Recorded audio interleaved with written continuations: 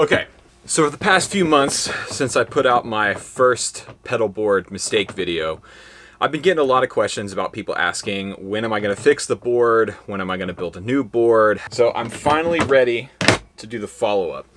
For the past 2 months, I've been weighing my options and I've come to what I think will be the perfect end-all be-all pedalboard. So in today's video, we're not just going to fix the issues with the board, we're going to completely rebuild it from the ground up, and we should end up with what I think will be my dream pedal board. So my first step is to break this board down.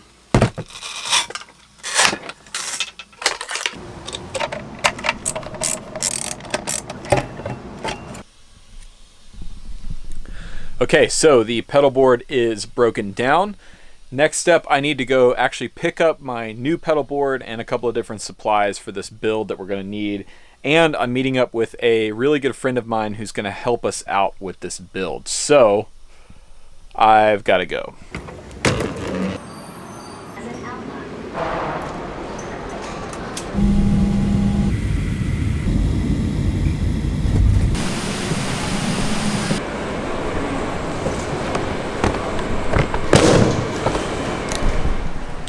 So I ended up coming all the way out to Oakland, California for this pedalboard build so that my friend Mason Marangella from Vertex Effects could help me put this board together. And I'm incredibly excited because I've been drooling over Vertex boards literally for years. This is kind of a big deal for me. I'm really, really excited.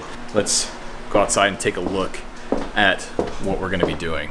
Everyone, Mason. Turn off this music so we don't get a copy. And Zeke, shop dog from Vertex. So Mason and I have been talking about this board build for a few weeks now, kind of going back and forth and trying to figure out the philosophy and what we wanted to do. Dude, you want to kind of walk them through like what we've figured out? Yeah, so we're basing the whole thing around the switching system, the Boss ES5. It's going to allow us to have 5 pedals in the loop, and it's going to allow us to use this, what we're calling the strymon bridge, which is going to be attached on a metal lift that's going to mount into the board, and this is going to be all programmable through MIDI. However, it's not going to be occupied by any of the 5 loops. It's just going to be reserved for the distortion and overdrive and fuzz type things.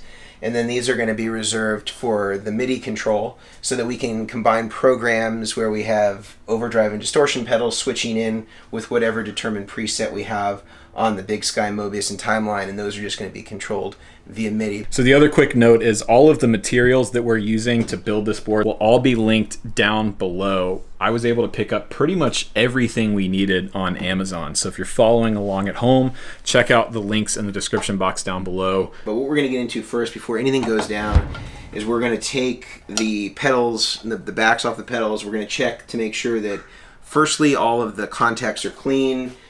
Highly recommend using Deox at D5. This will be linked in the description so that you can get this for yourself. And this is an absolutely mandatory piece that you should be cleaning your pedals with. I'd say if you're a gigging musician, at least quarterly, is just going through and spraying DC jack, any of the inputs and outputs, and then running a cable into it afterwards to make sure that the contact cleaner gets worked in. And the difference between this and most other contact cleaners is it doesn't just clean the contact, it also offers some protection on it long term so that it can kind of help circumvent any sort of dirt or grime that's just going to get into pedals no matter what you do. We're also going to cover any of the battery clips for the pedals that have them, because those battery leads inside there, if these hit any of the internal components or any of the solder pads, it has a possibility to short out the whole pedal, and then it seems like your pedal's not working when really it's just an issue of the battery clips. So we just tape those up with electrical tape, and it's a really simple, cheap, easy fix to do that. So let's go into it.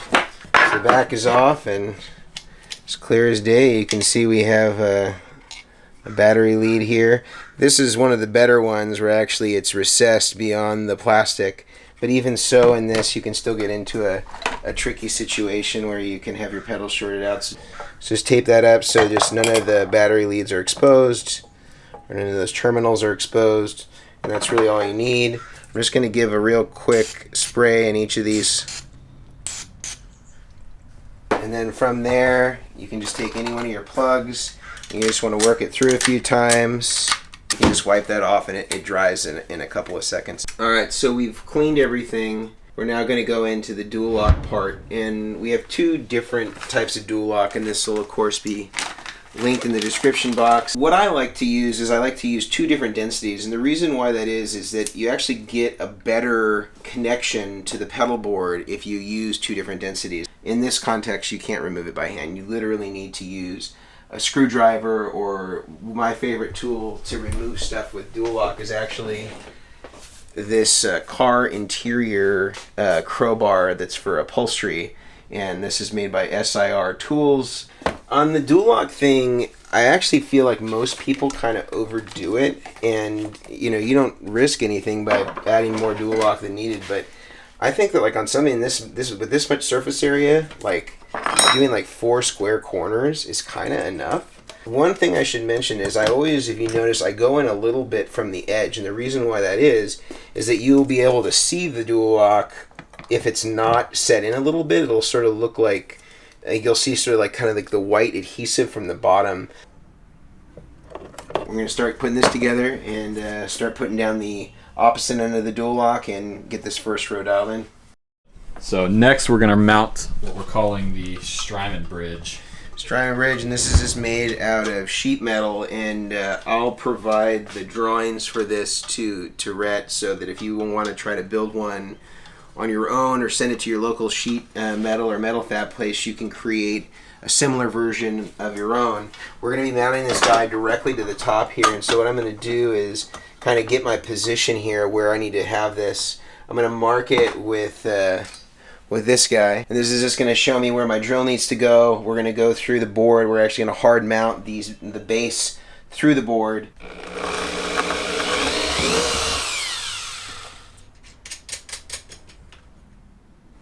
All right, so the strymon bridge, as we're calling it, is mounted, but we're not going to actually mount the bridge yet because we need to finish the back row.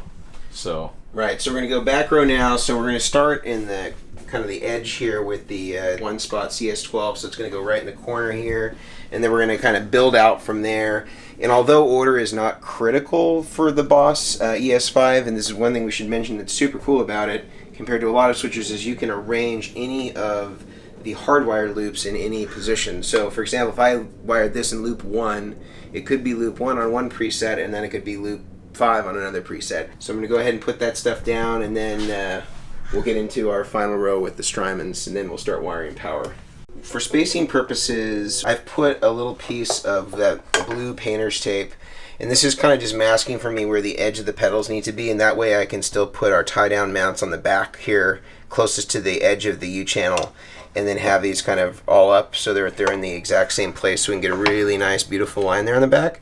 But the other thing I need to do is I also need to make sure that spacing left to right is consistent. So we're going to use the right angle plugs that we're going to be using in each of these, and then make sure that we have a nice fit here. okay, so Mason's got the back row mounted, ready to go with space for cabling. So now we're putting together the strymon bridge. Strymon bridge. Patent pending. You really don't need the surface area of the lift to be equal to the surface area of the strymon, because the reality is the only place where there's going to be any impact is on the foot switches. So this is only 3.5 inches deep. So we're shaving off a little bit of that, and that also gives us the clearance that we need to get to all the foot switches back here, because when you have that piece of metal coming down, you need a little bit of clearance for these foot switches to be able to clear. You also have more space to access knobs, which is a good thing if you do need to change a knob on the fly, because it's sort of buried by this lift. Okay, strymon bridge is complete. Next step is figuring out our power layout. So what are we working on here? All right, so on the one spot Pro, the CS12, we do have 12 outputs. However, 2 of them are 18 volts and 1 of them is 9 volt AC. So there's a couple of them that we can't use. So really what we're dealing with in reality is 9 outputs, and we have 11 pedals. So that means a couple of these guys are going to have to share. And it's not a problem as long as, first of all, that the pedals don't have any disagreement amongst them in terms of their circuitry or polarity of the power. So there's pedals in here I already know will have no problem sharing. So like light speed and dynamic distortion, they will not have any problem sharing. They're both analog pedals. There's no clocking inside of them that could possibly bleed into each other, anything like that. So these guys are definitely going to share. I'm pretty sure that the Echo Park and our Vertex Boost would be another group that would not have a problem sharing. Fuzzes can get tricky. I don't know a lot about these particular fuzzes and the hoof reaper. I don't know if they're using transistors or not. That is something that we could research and kind of figure out, but just off the top of my head, my instinct tells me Lightspeed Dynamic, Echo Park Boost, and Vertex Boost. And I'm just taping these out and basically just numbering them so that I know which output's going to correspond as I start to kind of route this. So we're going to go 1 as the hoof reaper. I think I'm going to go 2 as these two boosts. So I'm going to write boosts. Let's see, 3. I think we're going to do dynamic and light speed. So what we end up with is this nice, pretty roadmap. We have all of our numbers corresponding to each one of these outputs. Okay, so day 2, we're back at it, picking up where we left off yesterday, which is starting to dress power cables. Today what we're going to be doing is getting everything dressed into the power supply itself. We're going to be using a combination of Home Depot regular zip ties, and these are just the thin short zip ties. We're also going to be using 3/4 inch tie down mounts. These are also going to be linked, and these are really important that you get the right ones on this because the adhesives on a lot of these tie down bases are terrible and don't really hold up real well in humidity. For a lot of people that live on the East Coast like Rhett, this is going to be a problem, so you really want ones that have a really high quality adhesive. So we're going to link these in the description. These are the ones to get, the best ones. They're a marine grade version of an adhesive tie down. We're going to kind of start, I like to start on one end and kind of work our way this way, and that really helps just to make sure that you know that you have enough lead length to dress. And we're actually just using the provided one spot 2.1 millimeter barrel molded ends, and there's absolutely no problem with using these. So we just take them and we just cut off one end and we solder it just to length. We're going to go now just kind of do a real kind of simple soldering power cable sort of thing. I already have pre-cut the cable here. This one is going to the ES8. It's coming out of the ES8. I've cut one end off just to kind of make sure that it fits perfectly into this power cable here. So I'm just going to take my strippers here. I'm going to peel the ground all the way back. I'll just go ahead and tin it just to kind of keep it together. Then Rhett and I talked about the fatal flaw that everybody forgets to put the housing on these before you assemble. So we'll put that on first because we don't want to forget that. I'm going to use the octopus here. This is a really cool little piece that I bought on Amazon, and I'm just using this as sort of the third arm here to hold everything down.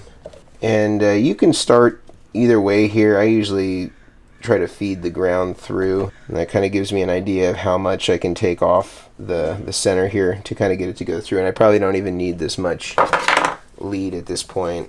I can probably take just a little tiny bit off the end there. Just gonna tin that guy. I'm gonna tin a little bit here in the center. Okay, center's soldered. Already pre-tinned this, so if I just add a little bit of solder here to the bottom, this should just eat it right up. Alright, there we go. Let's give it a test though. Always good to test before you... First time we're powering this guy up. First time we're powering this guy up.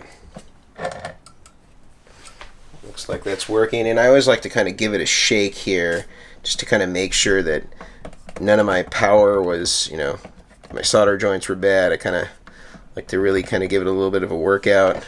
Give it a workout here too, even though that's molded. Just make sure we don't have any issue. Alright, maiden voyage. Do we have power? Boom. Wow.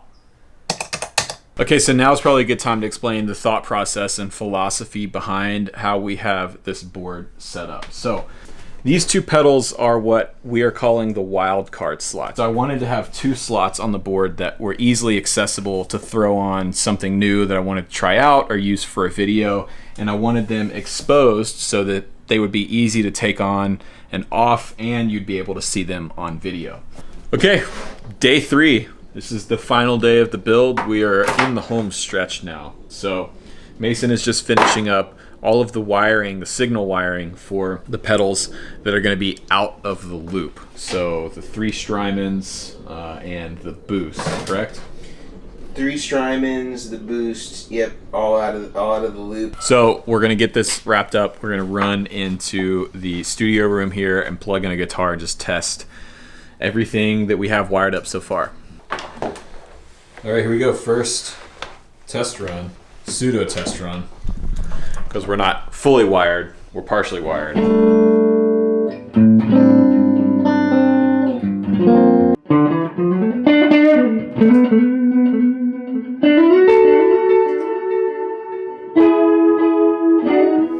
Nice, we got everything pretty much wired up. Yeah, we're gonna test it, make sure we got all of our loops in order. Here's one.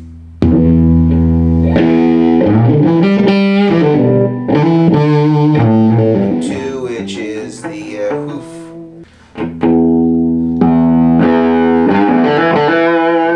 Alright, so we're good on that. I think we need to go back and do the MIDI thing. Okay, so this is final assembly of the bridge, yeah?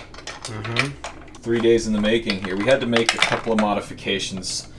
Drill this hole out a little bigger, run the MIDI cables through.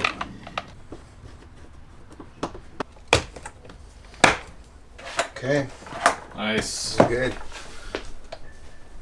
Everything's down. There it is. In all its glory.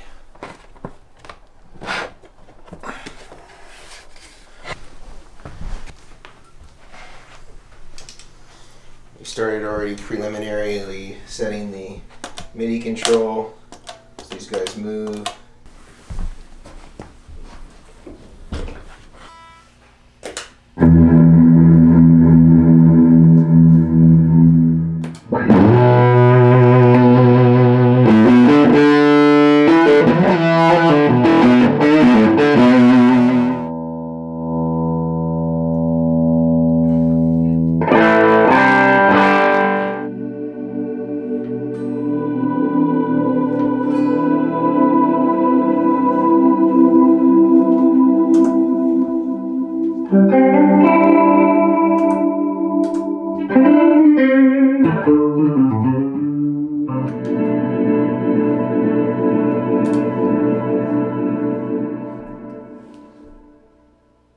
You killed this. And it's dead quiet. Okay, so that's volume up on guitar, pedal board, and amp. No gate or anything on this. Yeah, no gate, no nothing. That's perfect. Dude. Ready? Yep. 3, 2, 1. It's a wrap. It's done. Okay, I'm back home in Atlanta, and man, I could not be happier with the way things came out this week. I mean, just look at this pedal board. It's far beyond anything I could have ever expected or imagined. Mason he killed it. He really, really did. And about Mason, I just have to say, he is one of the most generous people I've ever had the pleasure of working with. He was generous with his time, with his resources, with his knowledge. He was willing to share anything I asked of him. I mean, he really is a solid stand-up dude, and I consider myself really lucky to call him a friend. If you are interested in some of the more technical aspects, I made a few videos that will be going up on the Vertex YouTube channel, specifically on how to solder your own patch cables for your own pedal board build, how we modified the volume pedal to make a really cool pedal board interface, and how Mason made my custom 3-into-1 MIDI cable. That was really, really impressive to see him do. And I shot the whole thing. So that is going to live over on the Vertex YouTube channel. So everyone go show them some love. The link to their channel will be in the description box down below where those videos will be living. So if you're interested in getting into building a pedal board like this one, or just learning some tricks of the trade, Mason Marangella is the guy to learn from. So be sure to check out the Vertex channel below. And let me know in the comments section what you guys think about the board. I love it. I could not be any happier with it. So be sure to give me your thoughts in the comments section below. You're going to be seeing a lot of this pedal board in the coming months and years here on the channel. So until next time, thanks for watching.